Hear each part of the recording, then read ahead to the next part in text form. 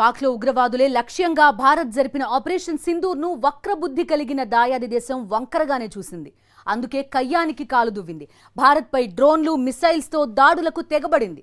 అయితే వాటిని గగనతలంలోనే తుత్తునియలు చేసింది భారత్.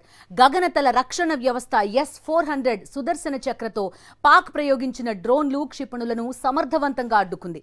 వాటిని మధ్యలోనే కూల్చేసి భారీ నష్టాన్ని తప్పించిన S-400 సుదర్శన్ చక్ర గగనతల రక్షణ వ్యవస్థపై సాక్షి ప్రత్యేక కథనం.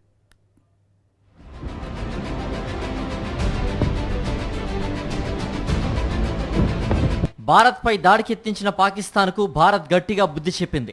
భారత సైనిక స్థావరాలే లక్ష్యంగా డ్రోన్లు, క్షిపణులతో దాడులకెత్తించిన దయాదికి చుక్కలు చూపించాయి మన ఎయిర్ డిఫెన్స్ సిస్టమ్స్.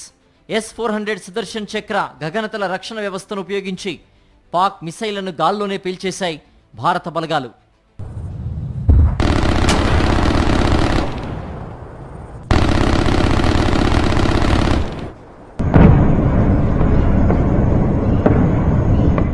కురుక్షేత్రంలో శత్రువుల్ని చీల్చి చెండాడడానికి శ్రీకృష్ణుడు ప్రయోగించిన సుదర్శన చక్రం మాదిరి పాక్పై భారత్ S-400ని ఉపయోగించింది.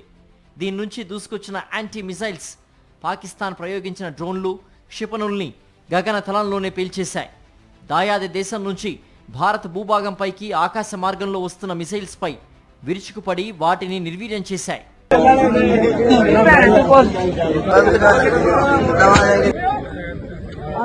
S-400 భారత సైన్యం అమ్ముల పొదిలో ఉన్న అత్యంత శక్తివంతమైన ఆయుధ వ్యవస్థ. శత్రువుల యుద్ధ విమానాలు, క్షిపణులు, డ్రోన్లను మార్గమధ్యంలోనే పేల్చివేయడంలో దీనికి తిరుగులేదు.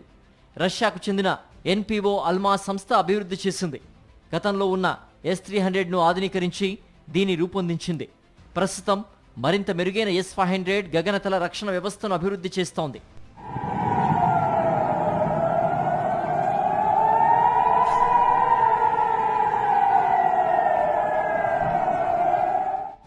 S-400ను రష్యా నుంచి కొనుగోలు చేసుకున్న భారత్ దీనికి సుదర్శన చక్రగా పేరు పెట్టింది.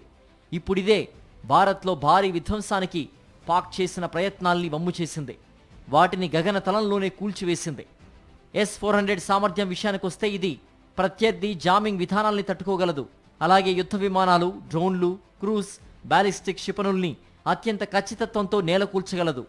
ఈ ఎయిర్ డిఫెన్స్ వ్యవస్థలు దాదాపుగా 400 కిలోమీటర్ల దూరంలోని యుద్ధ విమానాలు, క్రూజ్ క్షిపణుల్ని ధ్వంసం చేయగలవు. ఏకకాలంలో 36 టార్గెట్లపై దాడులు చేయగల సత్తా S-400కు ఉంది.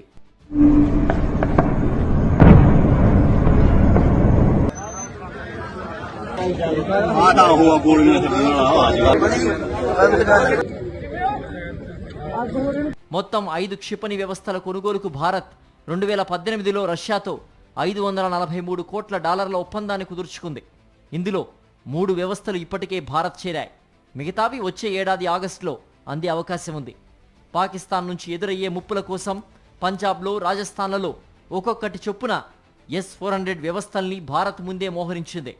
పాకిస్తాన్ క్షిపణి, డ్రోన్ దాడుల్ని అడ్డుకొని భారత్కు భారీ నష్టాన్ని తప్పించింది.